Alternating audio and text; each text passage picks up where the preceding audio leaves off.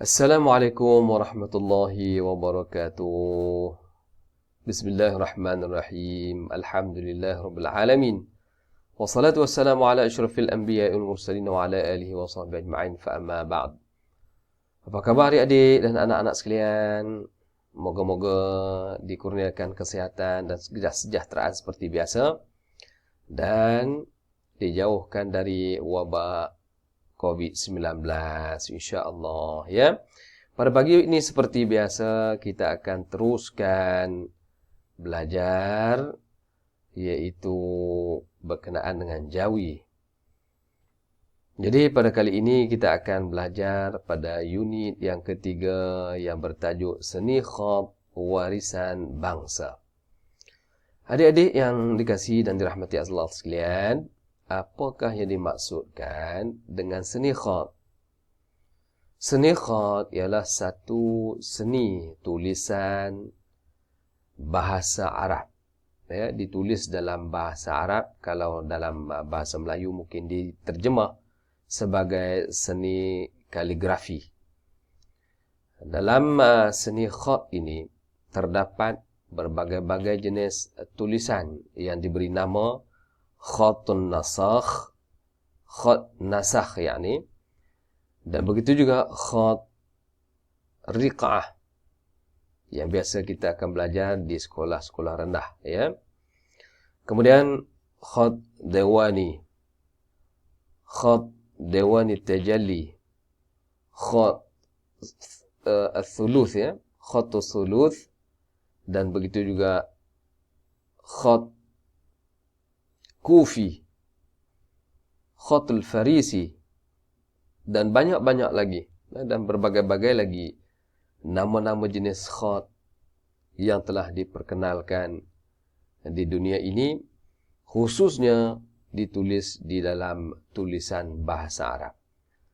Baik, bicara tentang khat, apa yang perlu kita lakukan bagi adik-adik, bagi anak-anak yang dikasihi dan dirahmati Allah sekalian?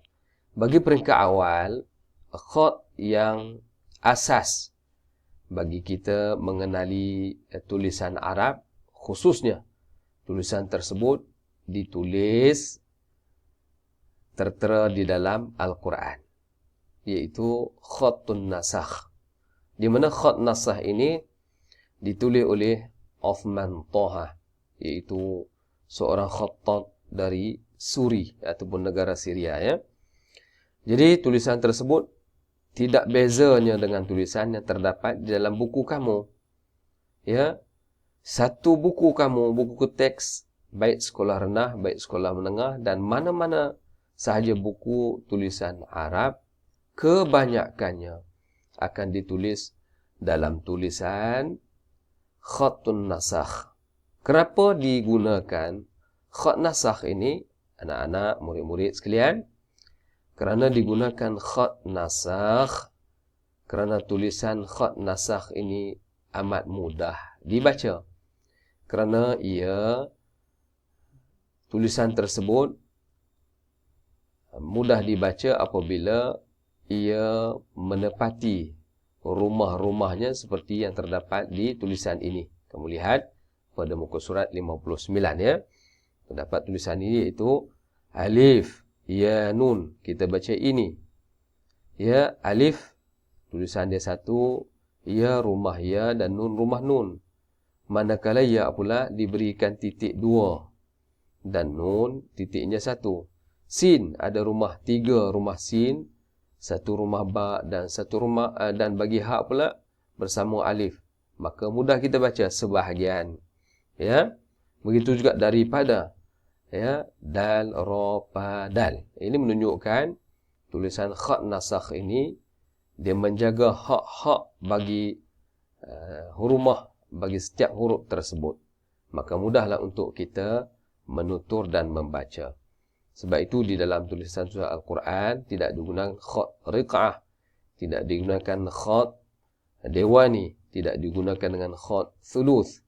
Kerana khat-khat tersebut mungkin gabungan di antara huruf yang tidak cukup dengan rumahnya, ataupun titik-titiknya berbentuk seperti baris.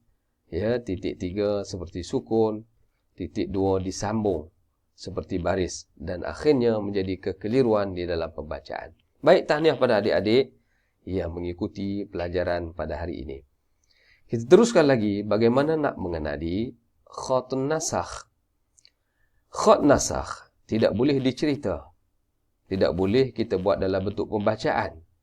Bahkan setiap seni, bila disebut seni, baik khat, baik seni pakaian, baik seni suara, dan apa-apa saja seni, dia perlu ditunjukkan dalam bentuk praktikal. Ya, begitu juga contoh sebagai seni suara, dia kena nyanyi, barulah nampak seni itu. Pakaian, perlu ditunjukkan dengan pakaiannya, barulah nampak seni pakaian. Seni budaya, perlulah ditunjuk dengan budaya masing-masing. Begitu juga dengan seni lukisan, perlu dilukis. Di dalam seni khat, perlu dipraktikal dalam tulisan. Tidak boleh dicerita dan tidak boleh dibaca begitu sahaja. Baik anak-anak, baik murid-murid dan kisah sekalian, cuba kita perhatikan di sini, iaitu persediaan bagi kita untuk membaca dan menulis dan mengenali khat nasakh. Apa perlu kita buat? Di peringkat pertamanya, sila kamu buka pada muka surat 59 dari buku teks yang disediakan. Terdapat dalam muka surat ini, iaitu jenis-jenis alat yang perlu kita sediakan sepanjang kita menulis. Kerana kalau tidak disediakan alat, bagaimana kita nak menghasilkan seni tulisan tersebut? Yang pertama, kita lihat alat apa yang perlu disediakan. Mengikut sejarah orang terdahulu, mereka terpaksa menggunakan dakwat. Kerana di zaman itu tidak terdapat pensel-pensel, pen dan sebagainya yang mudah untuk didapati. Dulu hanya tinggal dakwat dan kayu yang membantu mereka untuk mengeluarkan tulisannya. Jadi di sini dikumpulkan semua sekali alat-alat ini supaya menjadi contoh kepada kita untuk melahirkan tulisan dalam khat al-Arabi, khususnya dalam khat nasakh. Ya, kita tengok pertamanya kita boleh kita menyediakan batang hijau. Pernah dengar pokok hijau? Kalau jalan, mungkin ada jalan hijau nak ke Kuala Selangor. Ya, tetapi ini batang hijau. Ya, boleh disediakan. Yang kedua, buluh. Pokok bambu. Boleh dijadikan juga sebagai batang khat. Dan ia juga telah pun digunakan oleh ustaz sendiri ketika mana dalam mempelajari tulisan khat dan mengambil diploma khat ketika berada di Mesir dahulu. Dan yang ketiga, batang resam. Batang resam ini juga digunakan khususnya ketika mana ustaz bertemu dengan Yayasan Restu. Mereka banyak menggunakan batang resam ini. Ya. Yayasan Restu ini adalah satu yayasan yang mengeluarkan Al-Quran. Mereka menjaga penulisan khat-khat dan di situ ada diploma khat dan sebagainya. Mereka menggunakan batang resam.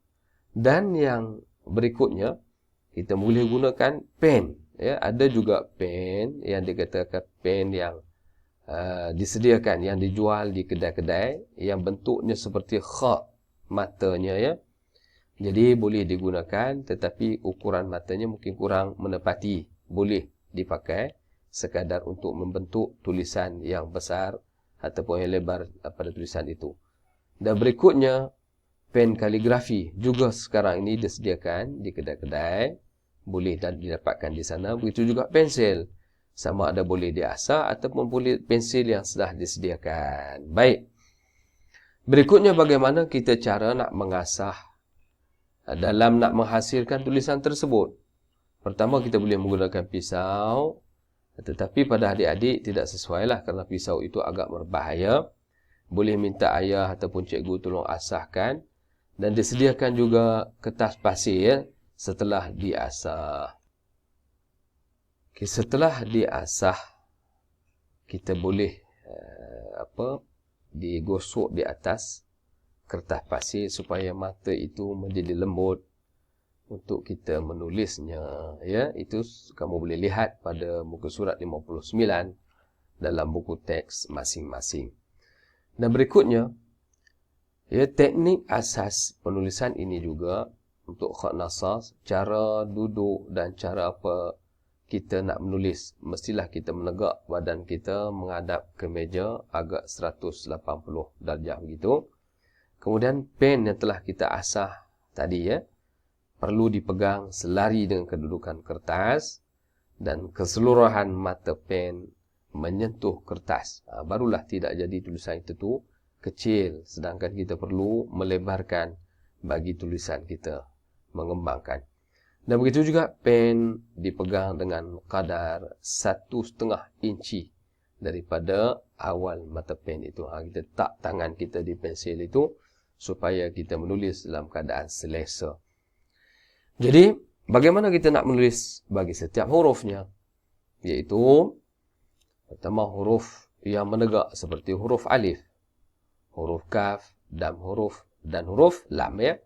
Alif di dalam huruf khat nasakh seperti mana dalam buku kamu ini satu kaedah yang cantik untuk kamu rujuk, ya. Iaitu huruf alif mesti dalam keadaan 4 titik ukuran dia. Kamu tengok pada jalur itu, ya. Pada garisan itu, dia alif 4 titik untuk khat nasakh. Kemudian begitu juga huruf kaf. Ditulis dulu seperti alif, 4 titik itu. Kemudian dipergikan sebelah kiri, daripada kanan ke kiri sepanjang 4 titik juga. Begitu juga huruf lam, ya, yang menegak. Huruf yang mendatar pula seperti huruf ba, ta, tha, fa, dan juga huruf pa, ya. Lebarnya ke kiri dalam 4 titik dan mata kepalanya mesti di atas garisan dalam keadaan 1 titik, ya. Begitu juga huruf melengkung seperti huruf nun, ya, qaf dan ya. Ya, kamu lihat pada tulisan itu, ya, di antara kepalanya 1 titik dan dilebarkan nunnya melengkung ke bawah dan longkang nun itu mesti terdapat 3 titik. Dan begitu juga qaf, lengkung qaf itu dalam keadaan 4 titik dan di antara kepala dengan ekornya dalam keadaan jarak 1 titik ke 2 titik, 2 titik setengah begitu.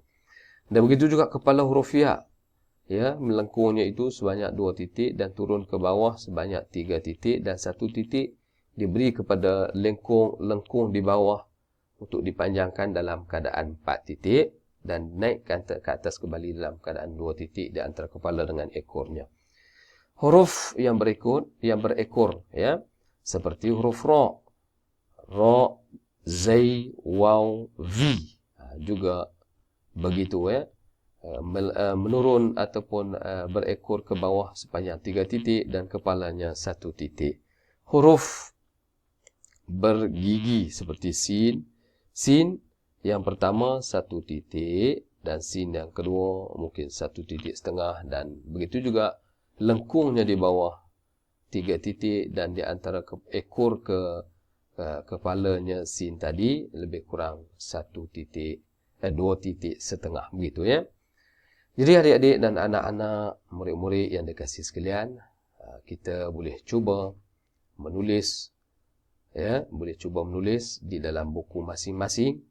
Sila sediakan pen, sila sediakan pensil ataupun pen kaligrafi yang kamu beli, pensil khat yang kamu beli, boleh sediakan dan kamu tulis mengikut kaedah ini bagi huruf menegak, mendatar, melengkung, separa bulan seperti huruf jim, ha, kha, nya, ain, ghin dan nga, ya.